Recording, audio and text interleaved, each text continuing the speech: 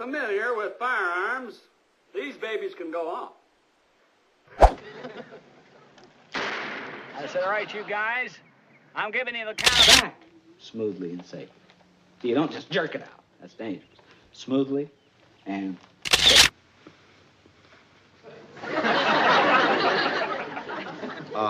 Floyd. I look so much like my dad, you know, maybe not now, but what about if I do this? What happened to Don Knotts? Barney Fife, awful ending and heartbreaking death. Fans never knew. One man spent his entire life shaking from the inside out. Crippling anxiety, sleepless nights, doctors, pills, a childhood that would have broken most people before they ever got started. And yet this same man walked onto a television set and made 40 million Americans laugh every single week without fail. One beloved star lost his eyesight, watched his marriages fall apart one by one, and spent years carrying a kind of loneliness that fame just cannot fix no matter how many awards you put on the shelf. And in his very final hours, lying in a hospital bed with his daughter sitting right beside him, he did something so completely unexpected, so perfectly him, that she had to run out of the room. Not because she was devastated, because she was laughing too hard to stand up straight. This is the real story of Don Knotts. And I promise you, it is nothing like what you remember. If you grew up watching the Andy Griffith Show, then you already know that Barney Fife did not just make you laugh. He made you feel something warmer than that. There was something about that bumbling, wide-eyed deputy with one bullet tucked in his shirt pocket that just felt like home. He was clumsy and loud and completely convinced he was the most important man in Mayberry. And somehow, impossibly, you believed him too. Or at least you wanted to. Because Barney Fife was the kind of man you wanted living right next door. Loyal to his bones. Ridiculous in the best possible way. And more human than just about any character that has ever appeared on an American television screen. But here's what most fans never got to see. The man who built Barney Fife from the ground up was carrying something far heavier than that one little bullet. Something he carried every single day of his life. Something that started long before Hollywood. Long before Mayberry. Long before anyone knew the name Don Knotts at all. Jesse Donald Knotts was born on July 21st, 1924 in Morgantown, West Virginia. And from the very beginning, the world did not make things easy for him. His mother was 40 years old when he arrived, the youngest of 4 boys by a wide margin. His father was a farmer who had slowly come undone, schizophrenia, alcoholism, a man who had once been capable of building something and had quietly lost the ability to hold anything together. By the time Don came into the world, the family had already been forced to give up their farm. There was no softness in that house, no warmth waiting for a little boy who needed it. His father's illness turned violent. Don later talked about moments when his father would come at him with a knife. A child in his own home, and the older brothers were not much better. They drank, they lashed out. The household ran on tension and unpredictability and the kind of quiet dread that settles into a child's bones and never fully leaves. But there was one person who was different. One brother who had something the rest of the family did not. His oldest brother, known as Sid, had a natural comic spark. He could walk into a room and shift the whole atmosphere. He could make the family laugh even on the darkest nights. For young Don, Sid was not just a brother. He was proof that humor was a kind of power. That laughter could actually push back against the dark. And then Sid died. Suddenly, a severe asthma attack. Gone. Don Knotts was still just a boy. And the one person in his life who had shown him what joy could look like was gone forever. So Don did what survivors do. He found another way through. He picked up a ventriloquist dummy he named Danny, and he started performing little comedy bits, just for himself at first, just to feel something other than afraid. And something clicked. Something inside him recognized that this was it. This was the thing. Making people laugh was not just something he enjoyed. It was the only place he had ever felt safe. At Morgantown High School, he started to open up. He got elected class president. People liked him. But underneath all of it, the self-doubt never really left. He still felt skinny and poor and slightly out of place no matter where he stood. He graduated convinced he wanted to make it in show business. So he packed his dreams and his dummy, and at just 18 years old, he headed to New York City. New York ate him alive. The auditions went nowhere. The casting directors looked at this anxious, twitchy kid from West Virginia and passed. Too nervous. Too unusual. Not what anyone was looking for. Crestfallen but not destroyed. Don went back home and enlisted in the United States Army during World War II. And here is where things get interesting. Because the Army did not put Don Knotts in a trench. They put him on a stage. He served in a Special Services Battalion, a unit built entirely around morale. His job was to make soldiers laugh in the middle of a war. And he was decorated for it. The World War II Victory Medal, the Philippine Liberation Medal, the Asiatic Pacific Campaign Medal with 4 Bronze Service Stars. He left the Army not just as a veteran, but as a performer who had learned to hold a room under real pressure. He went back to West Virginia University on the GI Bill, earned his degree, joined a fraternity, sharpened his timing, and then he met a young woman named Kathleen Metz, the daughter of a minister, refined and smart, and nothing like anyone Don had ever known. He hit her with everything he had. The jokes, the charm, the relentless warmth underneath all that nervous energy. She broke off another engagement to be with him. They married, and in 1949, with a brand new wife and $100 in his pocket, Don Knotts went back to New York City and tried again. The doors were a little more open this time. Small radio roles trickled in. He played Windy Wales on a children's western called Bobby Benson and the BB Riders. He landed a spot on the soap opera Search for Tomorrow. He was climbing. Slowly, patiently, one small role at a time. And then in 1956, he got onto the Steve Allen Show, playing a twitchy, bug-eyed, nervous man in comedy sketches. Audiences loved it immediately, because what Don was doing on that stage was not really acting. He was taking everything that had tortured him since childhood.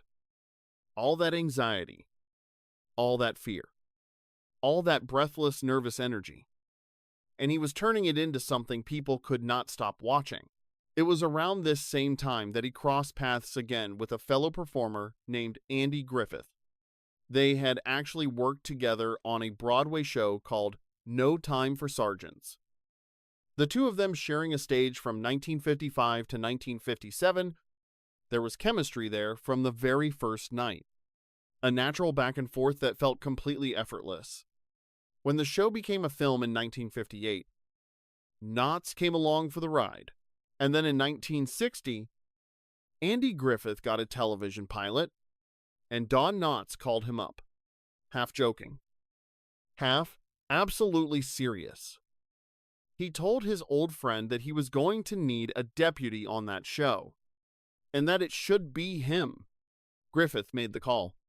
Don Knotts walked onto the set of the Andy Griffith Show, and one of the greatest comedic partnerships in the history of American television was officially born. Barney Fife was not just a character somebody wrote on a page and handed to an actor. Barney Fife was a masterpiece that Don Knotts built from the inside out. Every nervous twitch was real. Every stammering moment of panic was something Don had actually felt in his own body. Every time Barney reached for that one bullet in his shirt pocket, that was Don Knotts taking the deepest fear of his life and offering it up to 40 million people as a gift. 5 Emmy Awards. Not for playing a superhero. Not for playing the toughest man in the room. But for playing a man who was terrified and showed up every single day anyway. In Mayberry, Barney Fife was the heartbeat of the whole town. The man Andy Taylor trusted above everyone else. Not because Barney was the strongest or the smartest, but because nobody on earth cared more. That combination of pure vulnerability and absolute loyalty is what stopped 40 million Americans in their tracks every single week and made them sit down and just watch. But the man behind Barney Fife was fighting a war that the cameras never showed. Long before the Emmys. Long before the fame. Don Knotts could not get out of bed before a performance. Not for a few minutes. We are talking hours. Sometimes entire days. Paralyzed, his body convincing him that something catastrophic was about to happen, even when nothing was wrong. Doctors put him on anxiety medication in the 1950s. And like far too many people in Hollywood during that era, the medication became something he leaned on too hard. He would later talk about how his mind seemed to work against him constantly. He would convince himself he was sick when he was completely fine. Hypochondria layered on top of anxiety, layered on top of a childhood that had never really healed. He sought professional help. He sat in therapy sessions and worked through things he had never said out loud to anyone. Had even, according to those close to him, cursed at God in one of those sessions trying to make sense of all of it. And still, every week, he showed up. Fame eventually gave Don Knotts everything he had ever dreamed of chasing since that little boy in Morgantown performed ventriloquist acts just to feel less afraid. But fame has a way of exposing the cracks instead of filling them in. His marriage to Kathleen did not survive the relentless grind of a hit television show. 10-hour days on set. His growing celebrity pulling him in directions a marriage cannot follow. They divorced after 13 years together. After 2 children. A family that had quietly come apart while the rest of America watched him play the world's most lovable deputy. He left the Andy Griffith Show in 1965. He had signed a 5-year contract and genuinely believed the show would end after those 5 seasons. It did not end. It ran for 3 more years without him. Audiences felt the difference immediately. The show was never quite the same, and Knotts threw himself into a film career, signing with Universal Pictures, hoping to prove that he was more than a sidekick. Some of those films had their moments. The Incredible Mr. Limpet found an audience, but the bigger leading man ambitions mostly fell flat. He tried hosting his own variety show in 1970. It was a disaster. The competition was too fierce. The moment had passed. The career stabilized. New roles came. He eventually landed on Three's Company and introduced himself to an entirely new generation of fans. But the personal life kept swinging hard. Then came the diagnosis that changed everything. His vision started to blur. He was struggling to read, struggling to recognize faces. The man who had built an entire career on physical expression, on the precise timing of a raised eyebrow or a panicked look, was losing the ability to see clearly. Doctors told him he had macular degeneration. He was going blind. For most people, that would be devastating enough. For Don Knotts, who had spent his entire life channeling his fear into faces and expressions and the most precise visual comedy on American television, it felt like being told the thing that made him him was being taken away piece by piece. He spiraled hard. By all accounts, he became nearly impossible to be around during that period. Depressed. Reactive. Pulling away from the people closest to him. His wife at the time, a woman named Laura Lee, could not reach him. After nearly 10 years together, she left. Don Knotts was alone again. He got the eye surgery. It worked.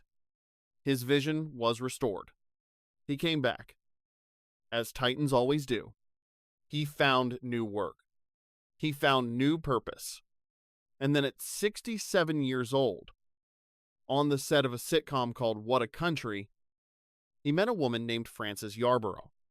She had been hired to help him memorize his lines. She was decades younger, and she was not at all intimidated by the legend sitting across from her. She said later that she fell for his vulnerability. Of course she did, because Don Knotts' vulnerability was never his weakness. It had always been the most powerful thing about him.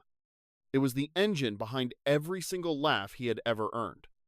They married in 2002, and for the first time in a very long time, Don Knotts was not waking up alone. But the body remembers everything. Decades of smoking had been quietly doing their damage long after Don had put the cigarettes down for good. He had quit years before the diagnosis came. He had done what you are supposed to do. It was not enough. In the early 2000s, doctors told him he had lung cancer. He did not tell his children right away. He handled the news the way he had always handled the hardest things in his life, by trying to protect the people around him from feeling the weight of it. He was convinced he would beat it. He had beaten blindness. He had beaten anxiety. He had beaten a childhood that should have destroyed him. He genuinely believed that cancer was just one more thing he was going to walk through and come out the other side. He started chemotherapy. He kept working when he could. He kept making people laugh when he could. Because that was not a performance for Don Knotts. That was just breathing. That was just who he was down to his foundation, no matter what was happening to his body. But the cancer did not cooperate. In early 2006, the treatments stopped working. His condition deteriorated in a way that could no longer be managed in the hospital. He went home. And even then, even at the very end, Don Knotts did not stop being Don Knotts.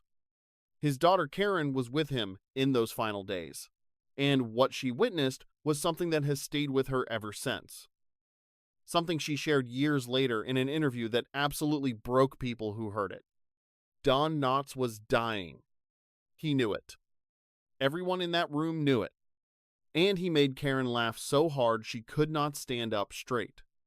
She could not even stay in the room. She ran out into the hallway.